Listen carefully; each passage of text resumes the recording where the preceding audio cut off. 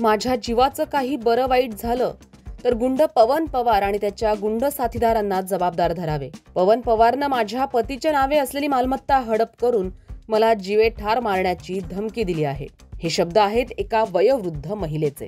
काय आहे शिंदे सेनेतील माजी नगरसेवक गुंड पवन पवारचा हा कारनामा पाहूया. 2023 मध्ये नक्की तारीख माहित नाही, पण पतीचं निधन झाल्यानंतर काही दिवसांनीच संशयित पवन पवार, त्याचा भाऊ विशाल पवार आणि कल्पेश किरवे या तिघांनी मार्ग सेक्टर भुजबळ फार्म इथे येऊन चाकूचा धाक दाखवून जीवे ठार मारण्याची धमकी देत काळ्या रंगाच्या गाडीत बसवून अपहरण केलं. पतीच्या नावे असलेली मिळकत विशाल पवार याच्या नावानं तयार केलेल्या नोटरी आणि रजिस्टर जनरल मुखत्यार पत्रावर सह्या घेऊन महिलेच्या सेंट्रल बँकेतील खात्यामध्ये 20 लाखांची रक्कम जमा केली. ती रक्कम काढून घेण्यासाठी परत त्याच गाडीत जबरदस्तीनं बसवून तिच्या सह्या घेत ती रक्कमही काढून घेतली. पवार हा गुंड असल्यानं त्याची दहशत आहे आणि त्यामुळेच मी तक्रार दिली नाही, असं तक्रारदार महिलेनं आता म्हटलंय. पण त्यानंतर पोलिसांच्या कायद्याचा बालेकिल्ला या मोहिमेनंतर वृद्ध महिलेला हिंमत आली आणि तिनं या 2 वर्षांनंतर पोलिसांमध्ये गुंड नगरसेवक पवन पवार, विशाल पवार आणि कल्पेश किरवे या तिघांविरोधात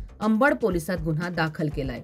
हा गुन्हा दाखल झाल्यानंतर पवन पवार याच्या अडचणीत मोठी वाढ झाल्याचे दिसतंय.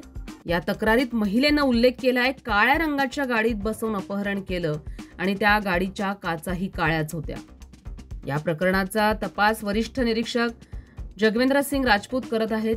या तक्रारीनंतर पोलीस पवन पवारवर काय कारवाई करतात याकडे सगळ्यांचंच लक्ष लागलंय. संविधान न्यूज, नाशिक.